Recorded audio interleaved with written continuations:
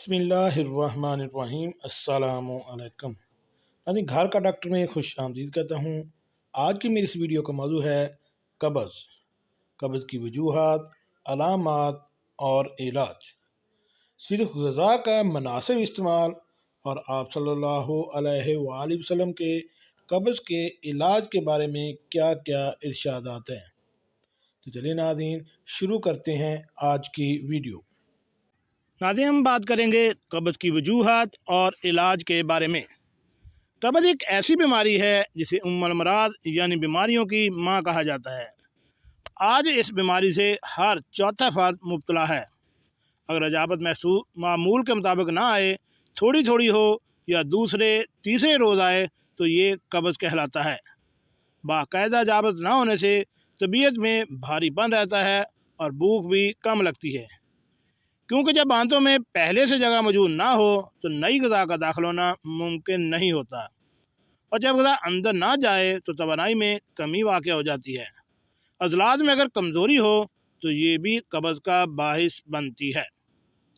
बाज़ औक़ात कुछ पसंदीदा खाने मिलने पर ज़रूरत से ज़्यादा खा लेने से भी बदहज़मी और कब्ज़ जैसी शिकायत हो जाती हैं।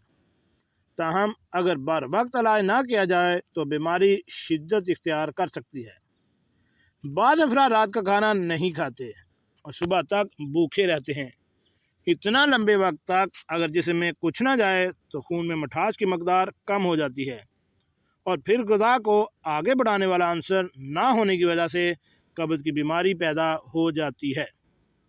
बहुत से अफराद मुर्ग मुसल्लम और तली हुई चटपटी अशिया खाने को तरजीह देते हैं, जो कब्ज़ का सबब बनती हैं।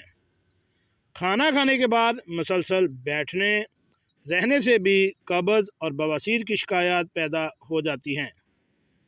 कब्ज़ के इलाज के सिलसिले में सबसे अहम चीज़ ग़िज़ा है। कब्ज़ के पुराने मरीज़ों को वक्त पर खाना खाना चाहिए। इन्हें चाहिए कि सब्ज़ियों का इस्तेमाल ज़्यादा से ज़्यादा करें और नियार मुँह 2-3 गिलास पानी पीना चाहिए।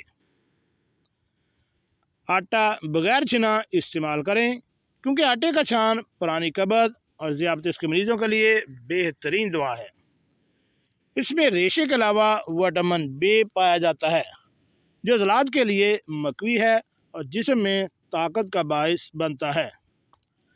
कब्ज़ का एक अहम इलाज अजाबत के औकात का तयन भी है।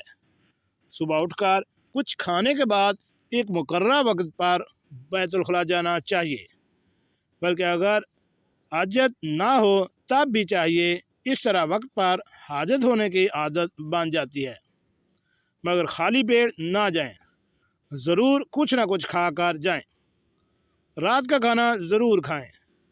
रात को खाने और सोने के दरमियान कम अज़ कम 3 घंटे का वक्फ़ा होना चाहिए, और इस वक्फ़े के दरमियान 500 कदम चलने से आंतों में तवानाई पैदा होती है, जिसके नतीजे में अगले दिन अजाबत इत्मीनान से होती है। हरे पत्ते वाली सब्जियों का इस्तेमाल ज़्यादा से ज़्यादा करें।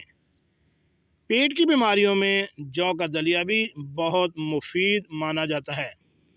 ये पेट में जाकर फूलता है और आंतों में बोझ की कैफियत पैदा करके अजाबत के अमल को तेज़ करता है। जौ में लहमियात के अज्जा पाए जाते हैं, जो जिस्म को तवानाई मुहैया करते हैं। अगर किसी को कमज़ोरी की वजह से कब्ज़ महसूस हो रही हो तो जौ खाने से इसमें निजात मिल सकती है। इसी तरह इंजीर कब्ज़ दूर करती है, जिगर के लिए मुसल्ले है और खून की नालियों में दौरान खून को दुरुस्त करती है। अंजीर की साख्त में मौजूद छोटे छोटे दाने पेट में जाकर फूल जाते हैं। इसका इसबगोल की मानद फूलना भी कब्ज़ को दूर करने का ज़रिया बनता है।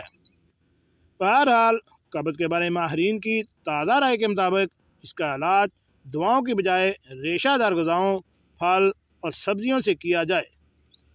हुज़ूर पाक सल्लल्लाहु अलैहि वसल्लम ने कब्ज़ के इलाज में जो इरशादात फरमाए हैं, साइंस अपनी तमाम तर कोशिशों के बावजूद भी इसके बराबर ना आ सकी। इनके अहम नुकात का खुलासा ये है: खाना वक्त पर खाया जाए, रात के खाने के बाद जल्दी ना सोया जाए اور پیدل چلا جائے۔ کھانے سے پہلے تربوز یا خربوزہ پیٹ کو صاف کرتا ہے۔ ناشتے میں جو کا دلیا آنتوں کو صاف کرتا ہے۔ آٹا چھان کر نہ پکائیں کیونکہ اس کی بھوسی قبض اور دل کا علاج ہے۔ خشک انجیر کے 2-3 دانے ہر کھانے کے بعد کھانے سے نہ صرف قبض ختم ہوتی ہے بلکہ یہ بواسیر کا علاج بھی ہے۔ قبض کے سلسلے میں کچھ احتیاطی تدابیر اور طریقہ علاج پیش کیے جا رہے ہیں جن پر مستقل عمل کر کے اس مرض سے نجات حاصل کی جا سکتی ہے۔ رات کو سونے سے پہلے 1 گلاس نیم گرم پانی پئیں۔ اس گول کا چھلکا پانی یا دودھ کے ساتھ لیں۔ آڑو، امرود اور انگور کوشش کریں کہ روزانہ کھائیں۔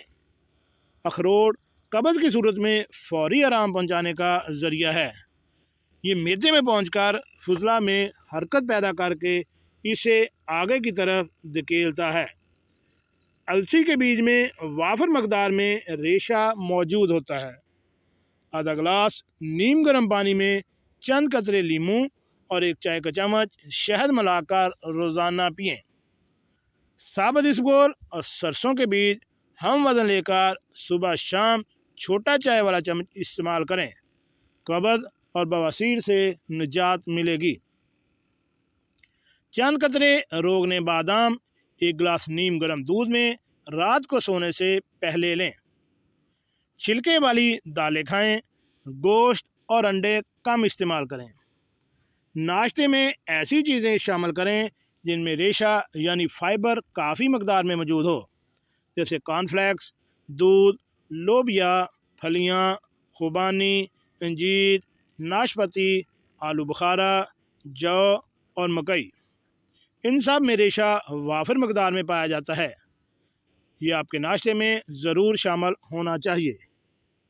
ان تمام کوششوں اور علاج کے باوجود اگر قبض دور نہ ہو رہی ہو تو اس کے ساتھ درد، سوزش یا بخار ہو تو ایسے حالتوں میں رکاوٹ یا اپینڈکس کا شبہ ہو سکتا ہے، جس کے لیے خود علاج کرنے کے بجائے کسی مستند معالج سے رجوع کرنا چاہیے کیونکہ یہ ایک خطرناک بیماری بھی ہو سکتی ہے۔ جی ناظرین، کیسی لگی آج کی میری یہ معلوماتی ویڈیو؟ ایسی معلوماتی ویڈیو حاصل کرنے کے لیے میرے اس چینل گھر کا ڈاکٹر کو